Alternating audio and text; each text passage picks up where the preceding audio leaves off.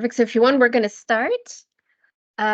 So again, everybody, thank you for attending the Understanding and Applying Law 25th webinar. My name is Corinne Cadou, and I'm a senior consultant with BNP Philanthropic Performance. I've been with BNP for 6 years now, and very happy to be with you today. I know it's a beautiful day outside, and I'm glad that you're joining us on this webinar. So without further ado, I wanted to introduce our speaker today, Christian Bolduc. So Christian's a co-founder of BNP Philanthropic Performance. He's a lawyer and member of the Quebec Bar Association with over 30 years of experience in fundraising. He's developed excellency in practices and sound governance within organizations. He leads collective actions with his team and clients to contribute to the well-being of our communities. His greatest pride is in witnessing the success of his campaigns to fund the projects of various organizations. Christian has served on the board of directors of Innovation Scola, an organization that promotes digital education for students aged 3 to 17 by equipping and training educators in the use of information and communication technologies. Since 2022, he's been appointed by the Minister of Revenue Canada to the Charitable Sector Advisory Committee. So just before we begin, a few housekeeping items. So the presentation is just a reminder, as it's been mentioned in the chat, the presentations will be sent to you by email after the presentation. You can ask your questions in the chat. I will be keeping note. They will be answered actually between each section. At the end of each section of the presentation, we'll answer a few questions. Without further ado, Christian. Thanks a lot, Corinne, for the introduction. So I'm very happy to be with you today and to present you this webinar regarding Law 25 that is in effect since some years now. And of course, we want to provide you more information regarding Law 25 that is affecting, of course, non-profit organizations such as your organization. So the part one is the objectives and the changes resulting from Law 25. So we want to give you a big picture, of course, of the Law 25. So the objectives and changes that are resulting from Law 25, the biggest objectives are to ensure the protection and security of personal information. So it's personal information, so it's regarding individual information, obtaining also consent from the use of personal information. And of course, we will tell you how we can obtain those consent, requiring organization to establish policies and practices for the governance of this information. So for the collection of information, for the use of this information, the disclosure of the information, access to the information, and the rectification of information from individuals. So that's the main objective of the Law 25. The changes that was introduced by Law 25, of course, there is significant changes to several statutes, but more specifically, it changes the act respecting access to documents held by public bodies and the protection of personal information. So that's the act that is governing college, CEGEP, municipalities, hospital or Santé Québec, of course, organization. So it changed the way that they can collect and of course manage personal information, but also the other act that is respecting the protection of personal information in the private sector. So most of the non-profit sector, so non-profit organizations are governed by the second law. So that's the Privacy Act that is changed also by the Law 25. It also changes the definition of personal information. So what is personal information? So there is a wide definition of personal information, even if we don't have some more specific. But personal information is defined as any information relating to a natural person that enables that person to be identified directly or indirectly. And that's in effect since September 2023. And individual, corporation, and professional information are not covered by the law. So if I am, by example, I am a lawyer, I'm working at BNP, and people wants to contact me at BNP coordinates. So my phone numbers, so my email at BNP, it is not covered by, it's not a personal information. So you can contact me and it complies with the law 25. The applicability of changes to Law 25. It applies to non-profit organization. It applies to private corporation. It applies also to public organization. So it applies to all type of organization that must apply the law. And within the organization, of course, the person with the highest authority is responsible for ensuring compliances with an implementation of this law, except if somebody else is named by a resolution of the organization to be in charge. So if it's not the case, it's the person with the highest authority that is in charge of to respect the law. And generally, it's the executive director. And if it's volunteer based on organization only, so that's the president of the organization, the chairperson of the organization that is in charge to ensure the compliance with the law. So what is personal information? So we don't have more definition of personal information in the law. So we think that we need, of course, to make a parallel with the Federal Privacy Act. If it's the same interpretation, the personal information should include the name, the race, ethnic origin, religion, marital status, level of education, email address, personal, of course, email address, email messages, IP address, the age, the personal information such as weight, age, medical records, blood type, DNA, fingerprints, voice nature, income, purchases, consumer habits, banking information, credit or debit card, data, social insurance number, or other identification numbers. So driving license. So those kind of information should be included as personal information. The applicability of the changes. The Act applies to our organization with activities outside Quebec also. So your organization is a pan-Canadian organization and your database containing personal information is located elsewhere in the country or the world. The law applies to all personal information collected in Quebec, regardless of the general framework governing the organization collecting the information. And the Commission d'accès à l'information has jurisdiction over your activities, even if you are a federal organization or you have a constitutional act from another province, if your data collection activities are carried out in Quebec. So it applies to those organizations. And can we continue to buy subscriber list? Because of course in fundraising, many organizations were doing that. Yes, but on condition that the person concerned consent to being solicited, since personal information cannot be used by an organization for any other purpose. So we will see that it's very important to send to people in your database a notice of consent to legally be able in the future to communicate with them. And that includes, of course, those people that you can buy information. So sensitive personal information. So if we have sensitive personal information, such as medical, biometric personal information, there is people maybe at the DPG or those kind of organization that needs to obtain more information on the personal condition of the person. So we need to, there is a high level of reasonable expectation regarding privacy. And so it's not an opt-out consent that you must obtain, but that's an express consent that you must obtain for those kind of information that you could use and collect.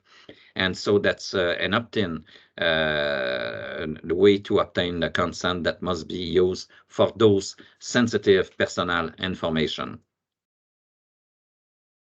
So part one, is there any question that was put in the chat?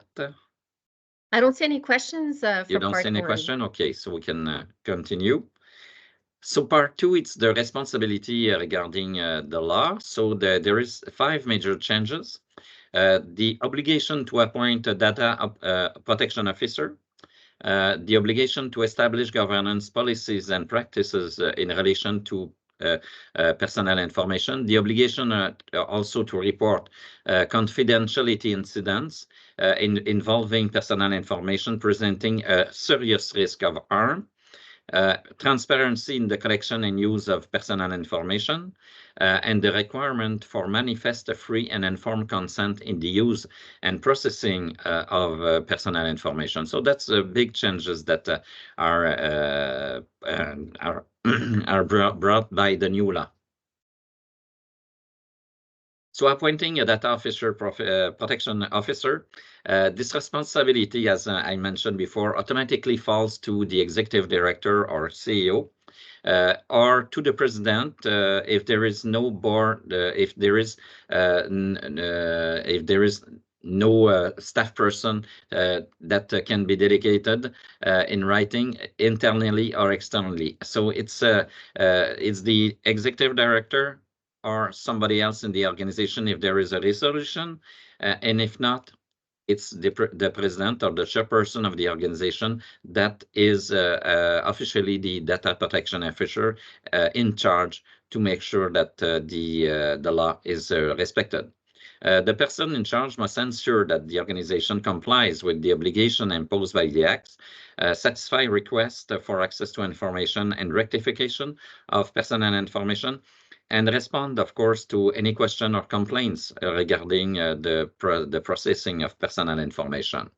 The title and contact details of that person must be published on the organization website, or if you don't have any website, made accessible by any other appropriate means, such as, of course, put a sign somewhere at the office of the organization. But usually, of course, most of our organizations have a website, so it must be published on the website. Governance policies and practice. So that's something also that we must put in place since September 2023. So we must establish and implement policies and practices regarding the governance of personal information. Those policies must include the rules applicable to the retention and destruction of personal information, the roles and the responsibilities of staff members throughout the personal information life cycle, a process for handling privacy complaints, consent forms also that you must develop. And usually what we have put in place at BNP is a notice of consent that should be sent to people that you have personal information. So such as people that have that you have coordinates in your database, they should receive what we call the notice of consent with an opt-out possibility for them to make sure that their information are not preserved by the organization if it's not if it's possible, of course, and publish detailed information about their policies and practices on their website. If they do not have a website, it's the same policy, so you should make it available and inform the people by any other appropriate means, such as a sign that is could be placed at the office of the organization. The privacy policy, so organization collecting personal information backed by technological means must, such as a website, draft a policy, privacy policy in clear and simple terms, and publish it on their website or by any other means likely to reach the person's concerns. So, so each website, you should have a personal information policy, privacy policy, and notify such person of any changes to this policy also. the declaration of a privacy incident. So that's something new, of course, that is put in place with the new law. So if there is sensitive information that are taken by somebody else, and that you are aware of that, so you must put it in the declaration of privacy incident. And if there is possibility of harm, a serious harm to people, to your consumer, to your donors, to your user, so you must inform that person of the incident, and you must also tell them what you are doing to diminish the possibility of a problematic with that. And you must also inform the Commission d'Accès à l'Information of that incident, because there is a serious harm that could be done with that incident. And of course, that's important to raise the employee awareness of the need to warn and alert, and define the confidentiality incident detection system also. So organization must notify the Commission and the individuals concerned of any confidentiality incident involving personal information in their possession and presenting a risk of serious harm. If there is no risk of serious harm, so you need to put that in your the declaration of privacy incident, but not inform the people. But if there is a risk of serious harm, so you must inform the Commission and those people that are concerned by that problematic. The organization must also keep a register of confidentiality incidents, which must be made available to the Commission on request. So that's something that is in effect since September 2022. The obligatory transparency also, that's very important to develop all those kind of policies and practice to make sure that so when you collect personal information, they will need to provide individual with information such as the purpose of the collect, the means of the collection, the rights of access and rectification, and the right to withdraw consent. And so it is in the notice of consent that we recommend. So we provide all those information to make sure that the individuals receive that and have the possibility to opt out if they don't agree that you use their personal information. They are also required to inform the person concerned of the name of the third party or categories of third parties for whom the data is collected, the names of third parties to whom it is necessary to communicate the information, the possibility of information being disclosed outside Quebec if it's possible, and of course sometimes you have serveur, what en anglais comment on dit ça, Corinne, un serveur? Your database? Yeah, the database, yeah, of course. If your database is located outside, so you must disclose that information also. And at the request of the person concerned, the organization must also inform the person of the information, the personal information that are collected from them, the categories of people who have access to this information within the organization, how long this information is kept, and the contact information for the privacy officer in charge in your organization. And finally, the organization will need to convey this information to the person concerned in simple, clear terms. So that's also part of the law. The requirement for what we call the manifest free and informed consent, it will now be officially stated in the law that we must ensure that the consent they obtain is manifest free and informed and given for specific purposes. So that's why we have developed a notice of consent that respect that criteria of the law, and it applies also to businesses and non-profit organization, of course. Any consent obtained by a public body or organization must be requested for each of these purposes in clear and simple terms.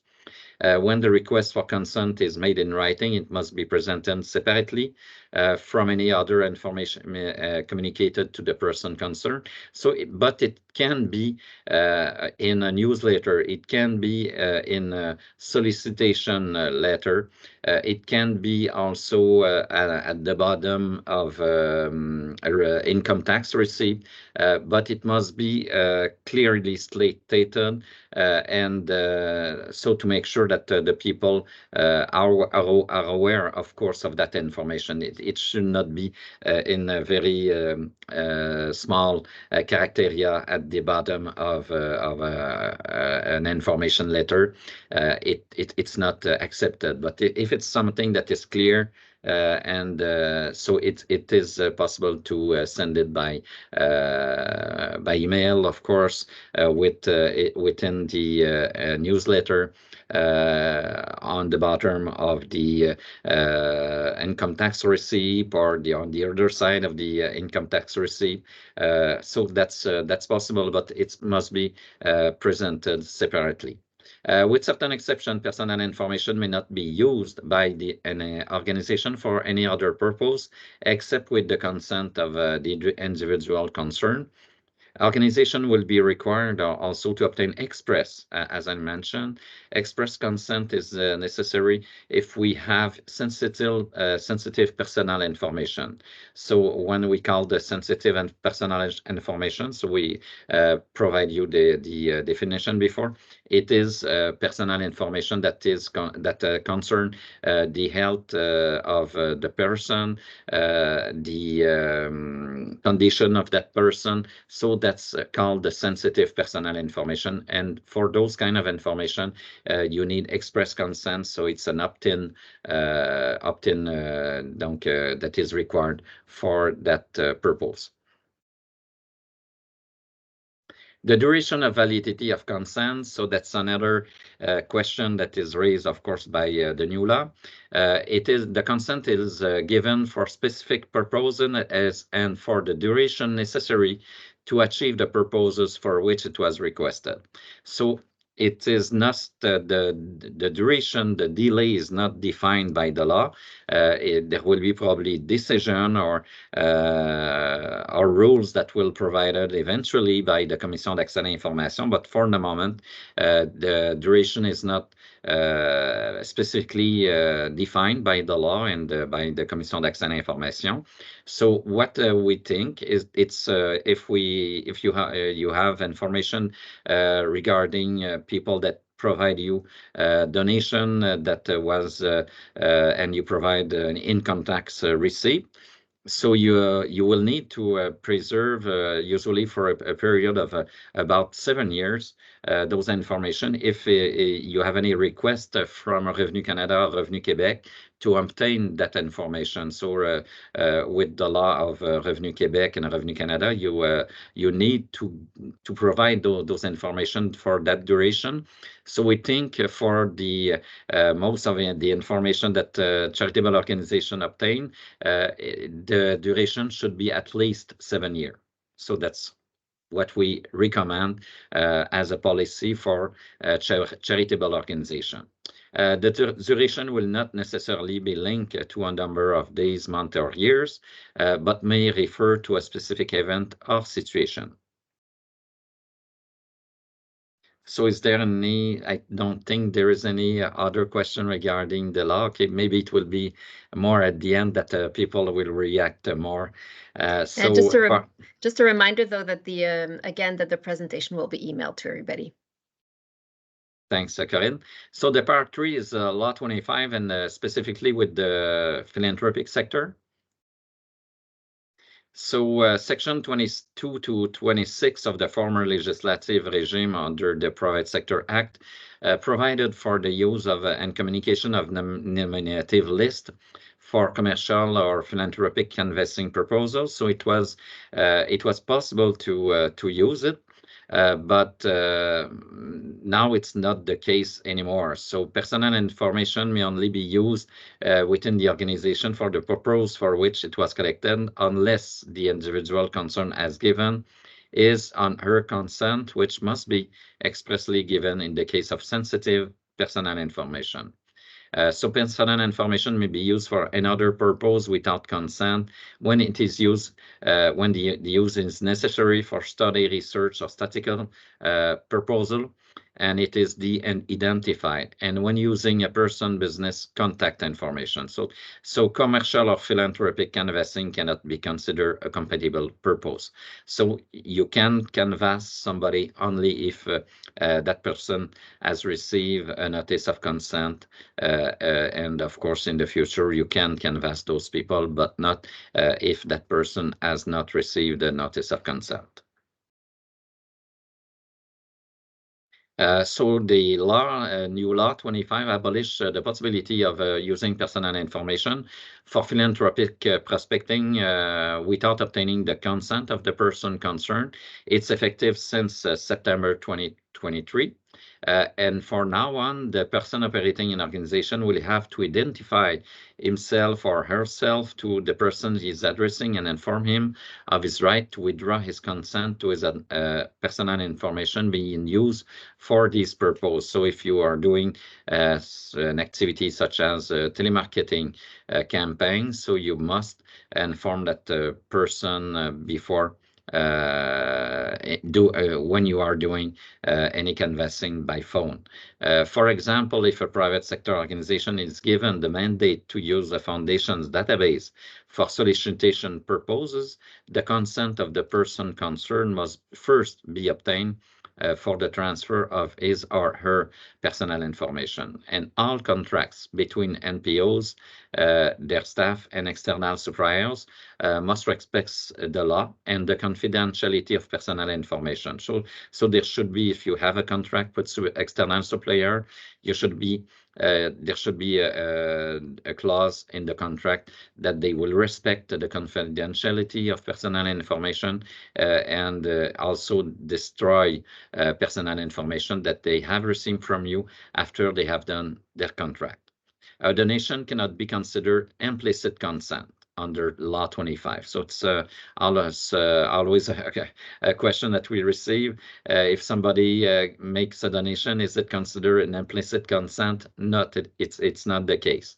Exception for direct marketing in the health sector discussed below, and so of course we will discuss it. There is only one exception in the Law 25, and it's for the health sector.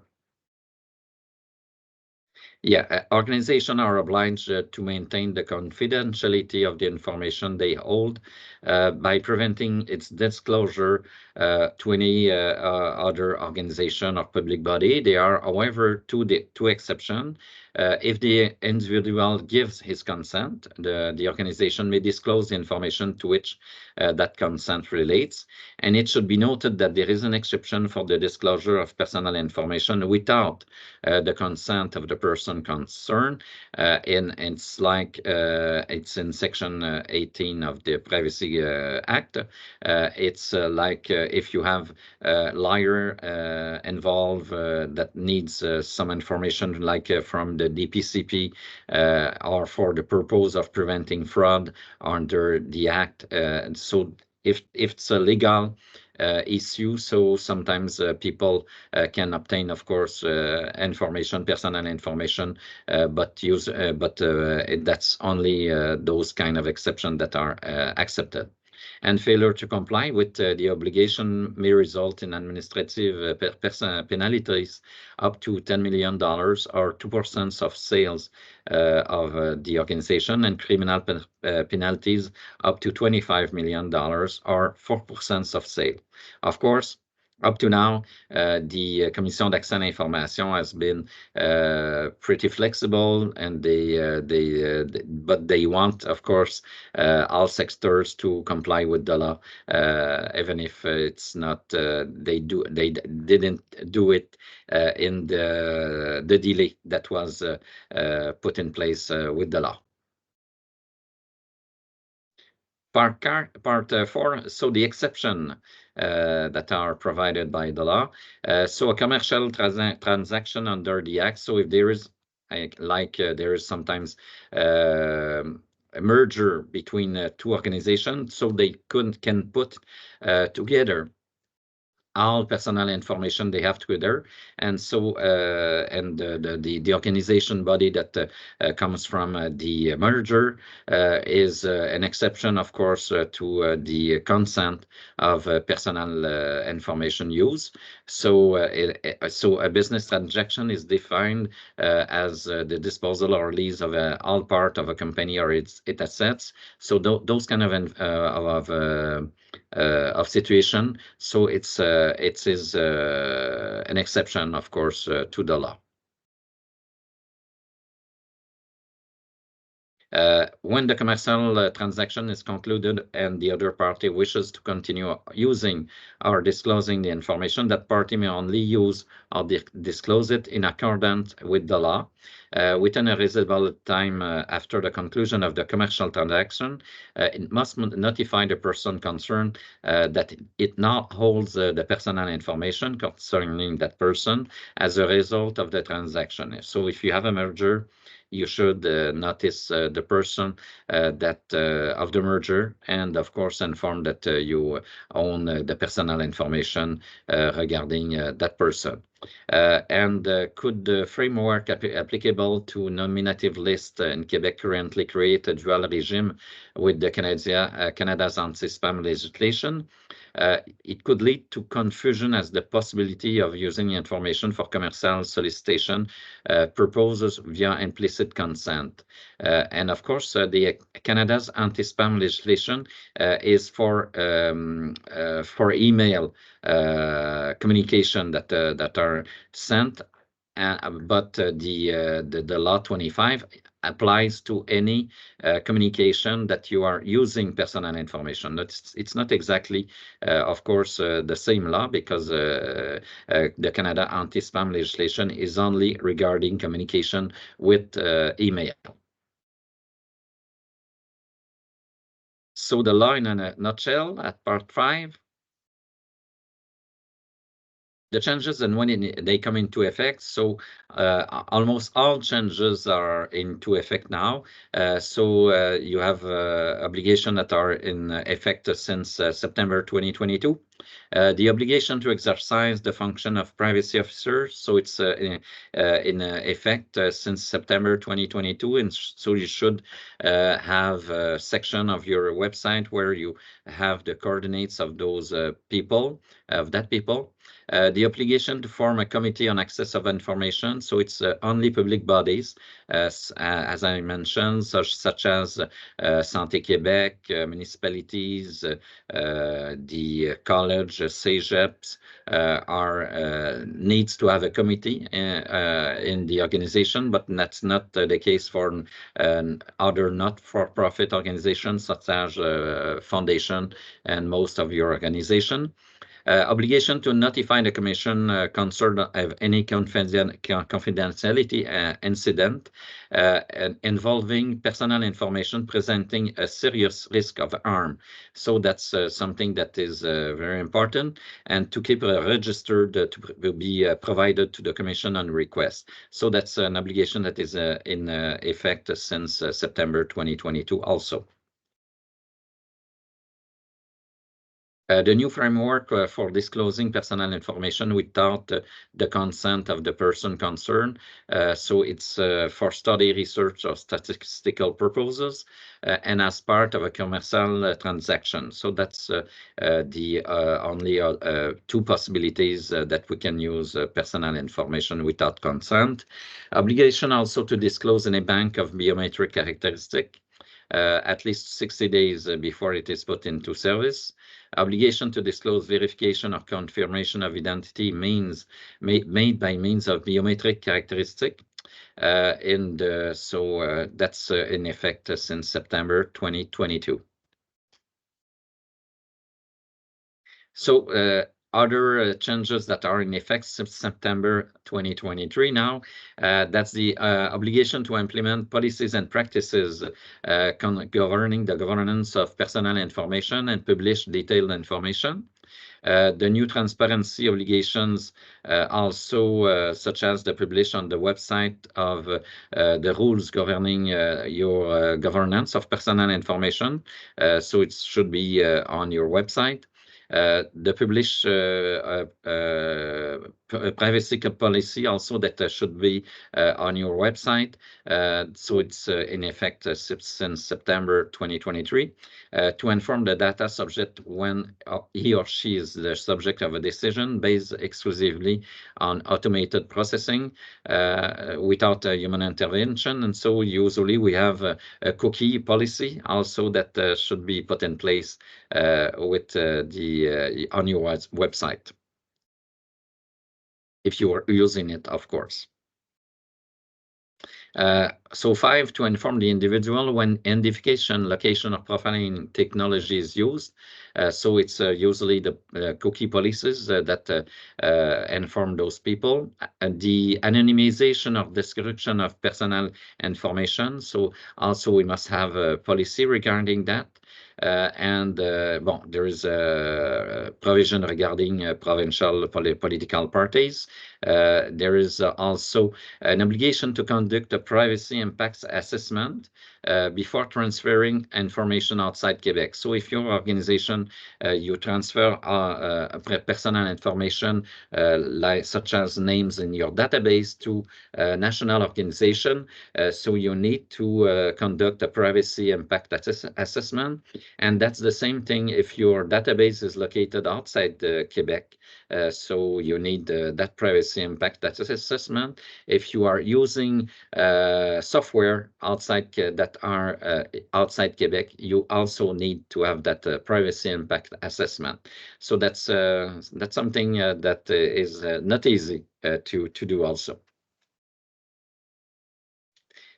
The new consent rules, of course, are into effect since September 2023. So when I mentioned many times the notice of consent, it is in effect since September last year. So people should receive or have received in the past the notice of consent to have the possibility to opt out. And of course, the notice of consent must be well written to make sure that it gives information to the people of how you will be using their personal information. If you are dealing with third parties to send their personal information, so that must be well written, the notice of consent. The right to de-index also is in effect since last year. The new condition for disclosing personal information outside Quebec also is in effect since September 2023. New condition for communicating personal information to facilitate the grieving process. So if people are not wants to make a complaint, so you need to have a process on that, a policy on that. New conditions surrounding the collection of personal information regarding a minor under the age of 14 years old. So personal information concerning a minor under the age of 14 years old may no longer be collected from that minor without the consent of the person who has the personal authority or the guardian of that minor, except when such collection, of course, is clearly for the benefit of the minor. So that's the rule regarding minor person under 14 years old. And finally, the two other obligations that came into effect September 2023, the obligation to provide by default the parameters ensuring the highest level of confidentiality of the technological product or services offered to the public, the possibility for the Commission also to impose administrative fines. So it came into effect in September 2023. But as I mentioned up to now, they seem to be pretty flexible, and they seem to let organization the chance to apply the law if they receive, of course, complaints up to now. Obligation in force next September, so it's the right, what we call the right to the portability of personal information. So at the request of the person, organization will be in the obligation to communicate to that person in a structure and commonly used technologic format, computerized personal information collected from that person.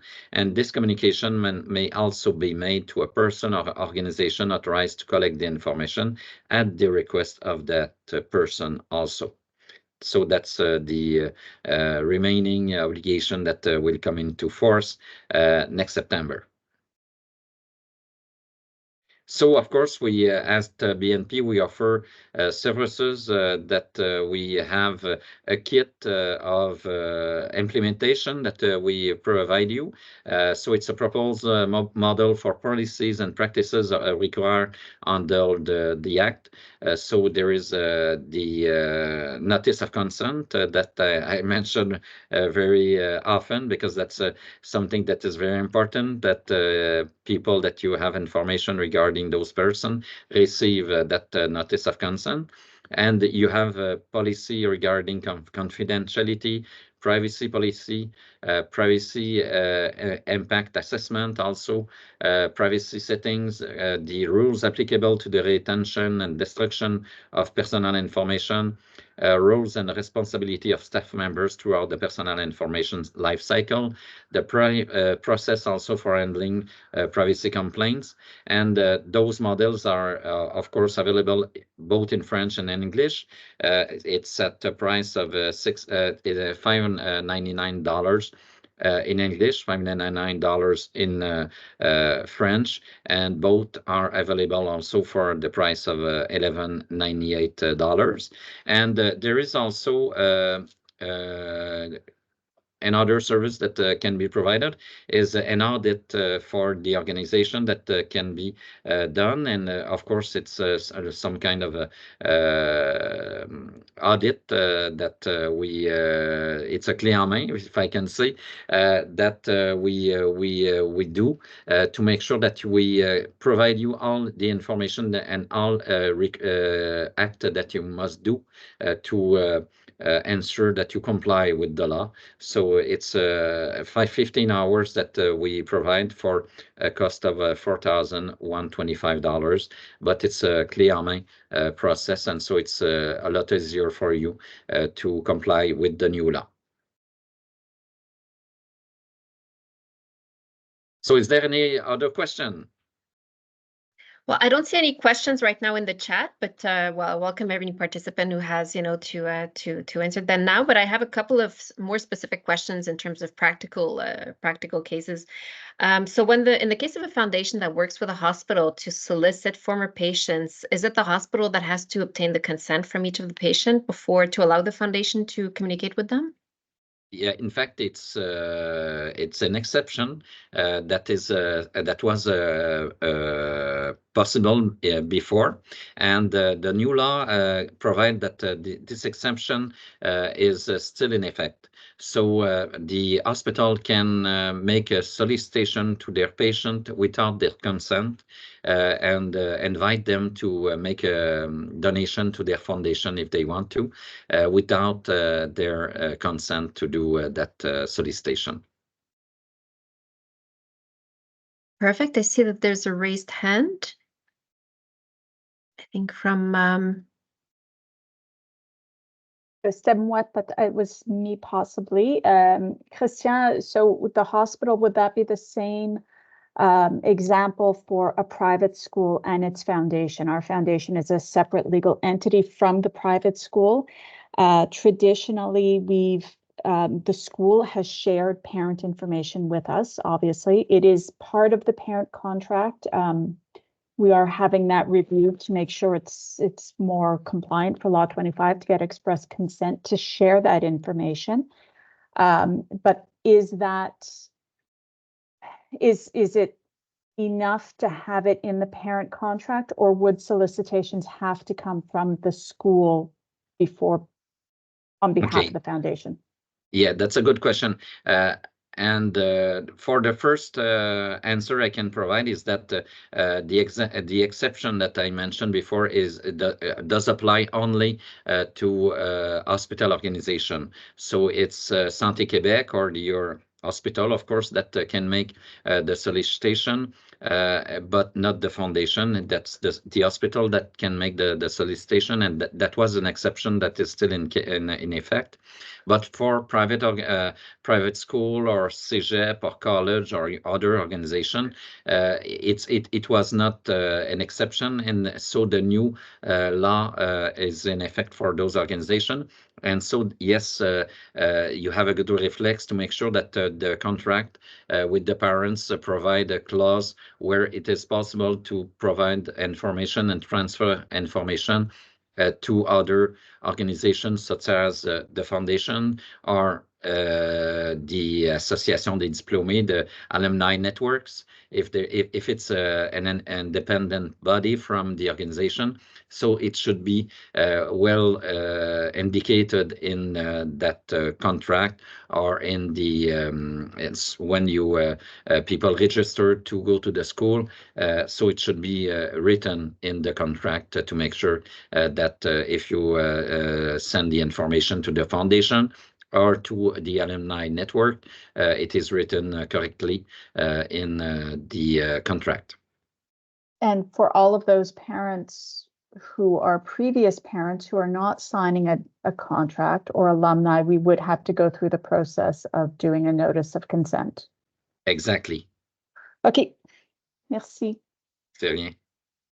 And what happens in the case when the person contacted is unable to answer questions, such as in the case of reaching a senior patient in a hospice? Or so if you send a notice of consent to somebody and you don't have any answer, so the person is considered to have consent without any, if we don't have any answer, or if we don't have any anything that from that person that is saying, no, I don't want to consent. That's an opt-out policy, yeah.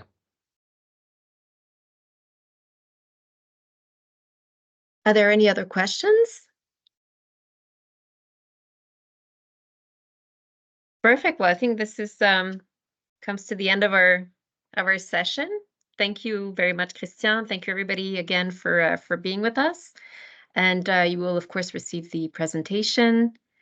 And if you have any questions, so I'm there to answer it, of course. Thanks a lot. Great. Well, thank you very much.